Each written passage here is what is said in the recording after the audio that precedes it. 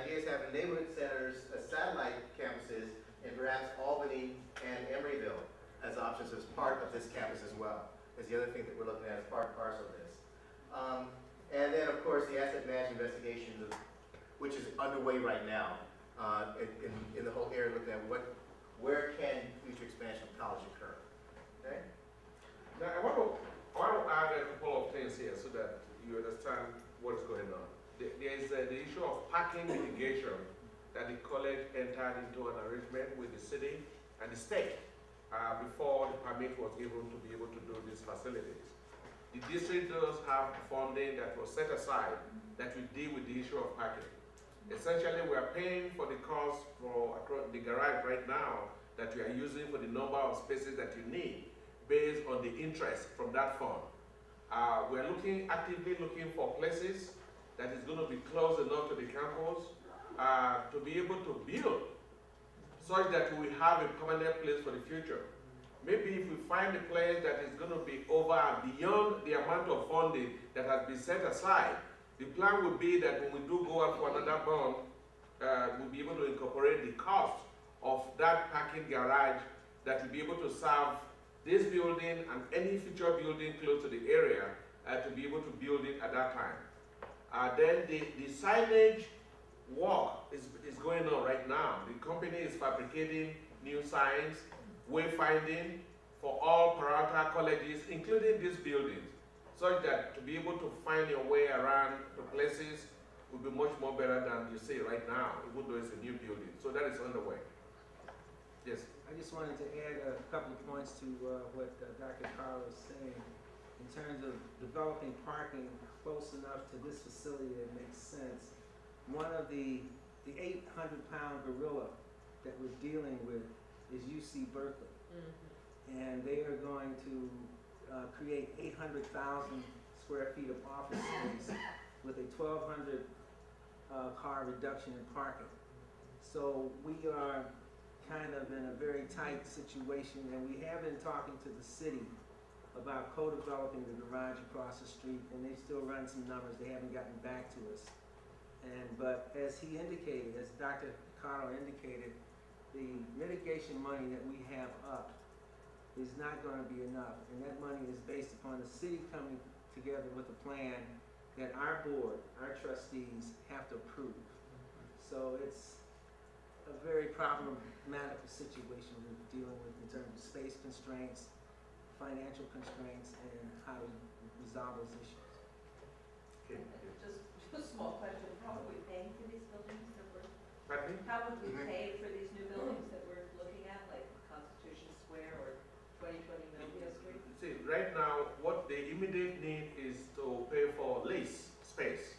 We are paying for lease space so that you can be able to have your, is it ESL? What class do you have? We have Basic skill, okay. So we are paying for that, and we will continue to pay for any type of additional space that is needed as you are growing in this place until such a time that we're able to find space, maybe do some eminent domain if the need be, and the funding to be able to do that. So as we do the capacity load ratios and we're asking for funding from the State Chancellor's office, this type of information led itself for us to be able to ask the state to work with us in partnership to be able to do that. As you are aware, the state did pay almost up to 30% of the cost of doing this building, and that came out through the same process. So we're going to be able to work with them again to see how they can leverage this, given your growth. Yeah, essentially what will have to happen is, and that's why our plan and Moss's numbers together validate the need for the additional space. Then what we have to do is go in and talk to the state at some point when they get some money for them to participate, and the district would have to at some later date go out for another bond. That's the only way they're going to, right now the bond money that is in place is pretty well allocated to all the various projects that are going on. So the district would have to, at some future time, go out for another bond to address these concerns. Yes. When the state looks at our space allocation, do they take the whole district into account? No, it's college by college. They're just looking at us, okay. Yeah, it's college by college.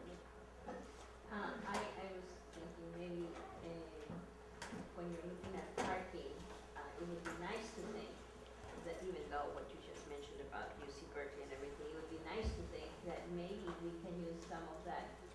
or if we're gonna build, also to be self-sufficient economically, as we think about it. The parking be a revenue source. Exactly, Yeah. because here Berkeley is always, you know, illegal Yes, parking, we so try to if we buy had that. something that would bring money to the Yeah, we college. try to buy that in terms of whether we do this ourselves, whether we work with the city of Berkeley to do that.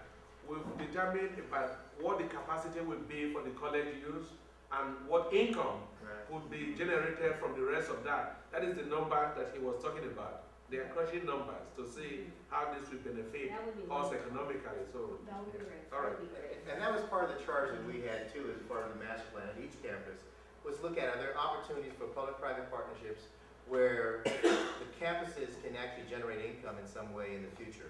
And Berkeley obviously was only one building, but this is the way that Berkeley can do that with expansion in the future. And that's why I mentioned that if you do another building, our recommendation obviously you do a parking and a building, and not just a building.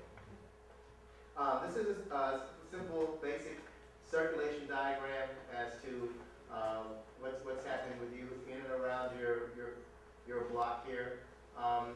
You've got your whole block here in your buildings, and you see this is how everything flows around, where the major entry points are on both sides to the parking, and then of course where your major entry point is into the campus here. This is you guys right here. Just give you a little context. And then this is just their zoning map for the city of Berkeley. And obviously you guys are in, this is the central commercial core of the city. So that's why everything's all the same color. Except of course for the high school, which is right here. And I don't know why it's designated multifamily residential, but that's probably what it was designated at one time. That's that high school's there. And basically, the short-term response, I'm just going to flip through this, is you guys are doing this.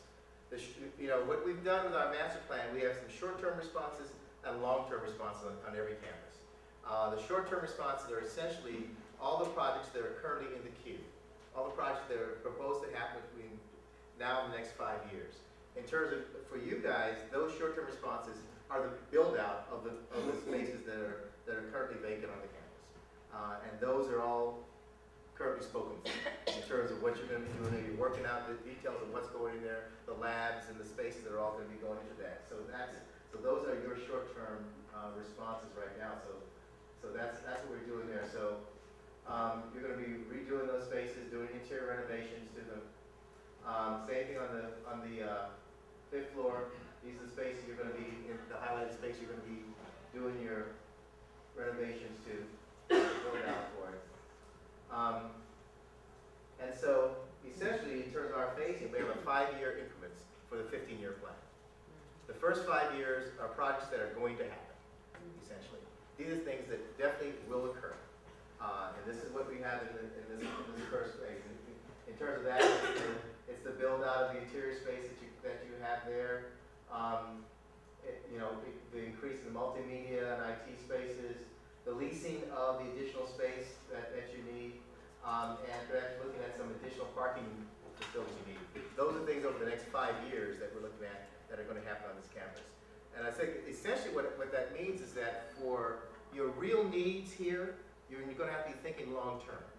Because what you really need here are long-term solutions, because your short-term solutions are underway. They can be tweaked, they can be, to make it work for you, like they say, make a house into a home.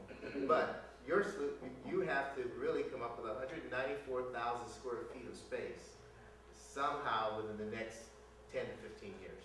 And that's going to be a real challenge for both the campus and the college administration as a whole to figure out how to do that, particularly in this environment that we have here. So that's really what we're going to look at is the next step for phase 2 and 4, for phase 2 and 3 rather. So look at establishing neighborhood centers. How do you deal with the increased demand, and your asset management piece, this is where it all is finding nearby properties and/or satellite facilities that you need to handle your load.